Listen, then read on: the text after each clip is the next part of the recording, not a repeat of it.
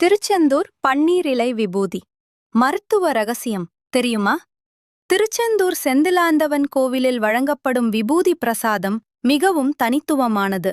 மற்ற கோவில்களைப் போலல்லாமல் இங்க விபூதி துணியிலோ அல்லது காகிதத்திலோ வழங்கப்படாமல் பன்னீர் இலை எனப்படும் ஒரு வகை மரத்தின் இலையில் வைத்து மடித்து வழங்கப்படுகிறது. இதன் பின்னணியில் ஒரு அற்புதமான ஆன்மீக மற்றும் மருத்துவ ரகசியம் உள்ளது. முன்பு ஒரு காலத்தில் புகழ்பெற்ற ஆதிசங்கரர் கடும் வயிற்று வலியால் அவதிப்பட்டார். பல சிகிச்சைகள் எடுத்தும் பலன் தராத நிலையில் திருச்செந்தூர் முருகனை வேண்டி இங்கு வந்தார். அப்போது முருகன் அவருக்கு தரிசனம் தந்து இந்த பன்னீர் இலையில் மடித்த விபூதியை வழங்கினார்.